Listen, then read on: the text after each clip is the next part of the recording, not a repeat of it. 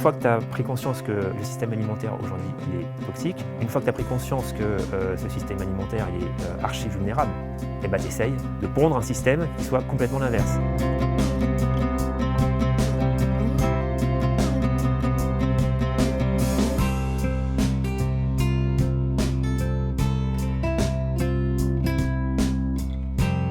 Théoriquement, un jardin en permaculture, tu as réfléchi à un design, à un plan de conception de ton espace qui vise à réfléchir intelligemment à comment tu vas positionner tous les éléments au sein de son jardin, de telle sorte que tous ces éléments réagissent avec des connexions positives et favorables les uns par rapport aux autres. Tu vois. Je vois par exemple des gens qui viennent au jardin et qui me disent faire de la permaculture parce qu'ils font des buts, ils paillent leur sol, ils font du compost, très bien, c'est du jardinage durable.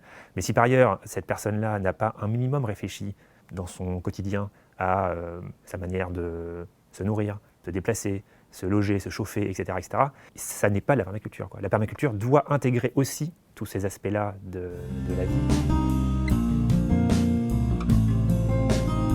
Et à la base, ce choix de maison de ville, c'était pas le jardin rêvé, hein. Il y avait zéro biodiversité dans ce jardin, et donc jamais à l'époque, je n'imaginais que ce jardin pourrait nous nourrir en légumes, bientôt en fruits. C'est cette contrainte d'espace qui, d'année en année, m'a fait creuser la tête sur les manières d'optimiser les rendements sur de petites surfaces, même en commençant tout petit, et c'est d'ailleurs un des principes de permaculture que de démarrer petit. On peut assez rapidement, en quelques années, avoir de bons résultats encourageants. On est à plus de 400 kg de légumes sur cette surface potagère qui n'a pas évolué finalement depuis 7 ans. 150 mètres carrés, c'est la taille totale du jardin. La surface réellement productive, elle est beaucoup plus petite. J'ai 35 mètres carrés de potager et une quinzaine de mètres carrés de fruits et petits fruits. Je fais aussi de la musique, du sport. Juste pour dire que finalement un jardin comme celui-ci, qui aujourd'hui nous nourrit à deux, ma compagne et moi, on peut complètement l'envisager en ayant une vie active.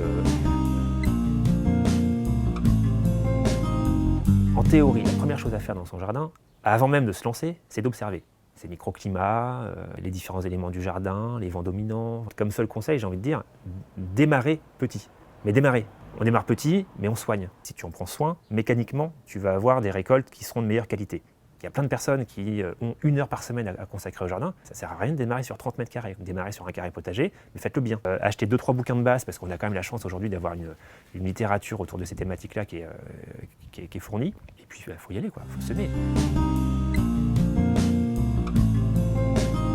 En créant de la production dans nos jardins, on améliore la résilience alimentaire du foyer. Et ça a quelque chose de très rassurant quand même, tu vois, dans un contexte potentiellement compliqué demain, de se dire que on sort de chez nous, on a une certaine forme d'autonomie, pas complète évidemment, mais on a une certaine forme d'autonomie.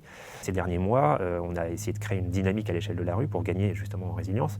On a proposé, pour commencer, simplement des apéros avec le voisinage, juste pour apprendre à se connaître. On a créé une boîte à échange qu'on a posée sur la rue, dans laquelle je peux mettre mes légumes en surplus, mais ça peut être aussi des bouquins, des vêtements, enfin voilà, ça participe aussi à la création de liens sociaux dans la rue. Je travaille avec les voisins à la question de l'autopartage aussi.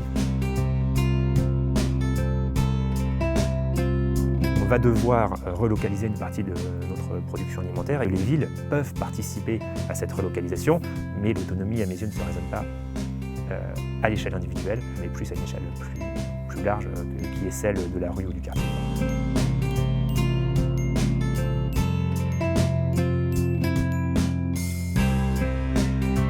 Et maintenant, à vous de